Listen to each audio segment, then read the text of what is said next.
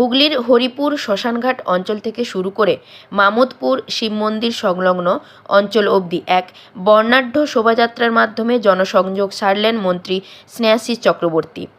হরিপুর পঞ্চায়েত প্রধানের উদ্যোগে ও পঞ্চায়েত সঞ্চালকের সহযোগিতায় এদিনের শোভাযাত্রার আয়োজন করা হয়। প্রায় শখানেক অটো টোটোর মাধ্যমে শোভাযাত্রার আয়োজন করা হলেও সিংহভাগ পথই সাধারণ মানুষের সাথে হেঁটে জনসংযোগ সারলেন প্রার্থী স্বয়ং।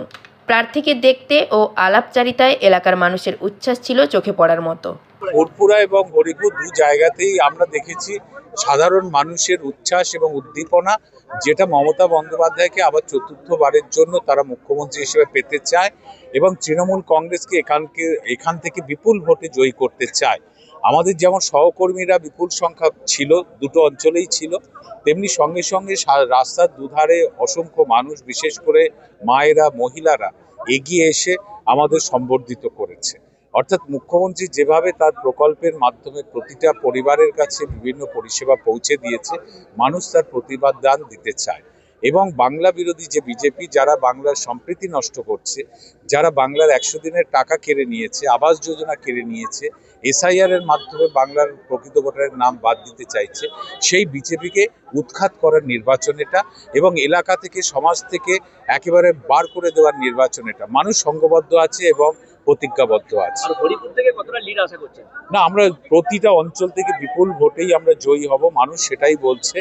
এবং গতবারের অন্যান্য বারের রেকর্ডকে সম্পূর্ণ ভেঙে দিয়েই তৃণমূল কংগ্রেস জাঙ্গিপাড়া বিধানসভায় এবার জয় হইতে চলেছে। সব নেতৃত্ব আজকে উপস্থিত ছিল, একেবারে ফুরফুরার যাবতীয় সমস্ত নেতৃত্ব যেমন উপস্থিত ছিল, তেমনি যারা 2 বছর আগে ISF করেছে, আমি দেখেছিলাম সেই সব ভাইয়েরাও পথ হেঁটেছে, কারণ তারা বুঝতে পেরেছে মমতা বন্দ্যোপাধ্যায়ের কোনো বিকল্প নেই এবং বিজেপিকে তাড়াতে হলে মমতা বন্দ্যোপাধ্যায়ের হাতকেই শক্ত করতে হবে।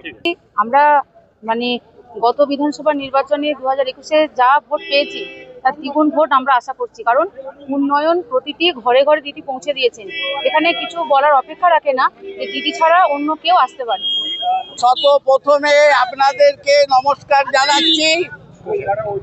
আসন্ন বিধানসভা নির্বাচনে জাঙ্গিপাড়া বিধানসভার নবরূপকার পশ্চিমবঙ্গের মাননীয় মুখ্যমন্ত্রী যে আমাদের সকলের দিদি, ওনার নেতৃত্বে আমরা উন্নয়ন যজ্ঞে সামিল হয়েছি। সারা হরিপুর অঞ্চলের আজকে আপামর জনসাধারণ, তারা আজকে এত সুন্দরভাবে, সুশৃঙ্খলভাবে আমাদের এই প্রচারে অংশগ্রহণ করেছে। গ্রাম পঞ্চায়েতের প্রধান বলুন, হরিপুর অঞ্চলের তৃণমূল কংগ্রেসের আহ্বায়ক হিসাবে আমি হরিপুরের আমার তৃণমূলের যুব শক্তির কাছে ঋণী। তারা বারবার প্রমাণ করেছে উন্নয়নই শেষ কথা। আমরা কুৎসা অপপ্রচারের পক্ষে নয়।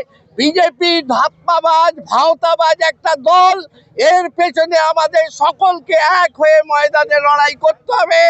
গত 21 সালের বিধানসভায় আমরা যে হারে জিতেছিলাম, এবারে আশা করছি জাঙ্গিপাড়া বিধানসভার জনমত বলছে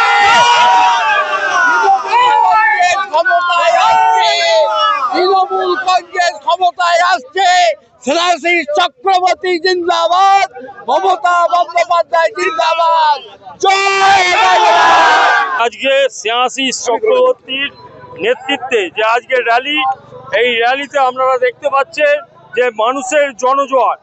তাই আমরা বলবো হরিপুর অঞ্চল এটা হিন্দু এলাকা, যেটা বিজেপি মানুষের কাছে প্রচার করে হিন্দু এলাকায় আমাদের ভোট।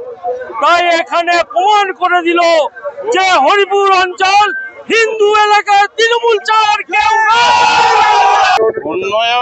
উন্নয়ন তো হবে, ওরা কন্টিনিউ হতেই থাকবে একটা প্রসেস। বাকি যে নির্বাচন, প্রসঙ্গে বলি, জাঙ্গিপাড়া বিধানসভায় একটা ব্যাপক হারে লিড করবে স্নেহাশিস চক্রবর্তী।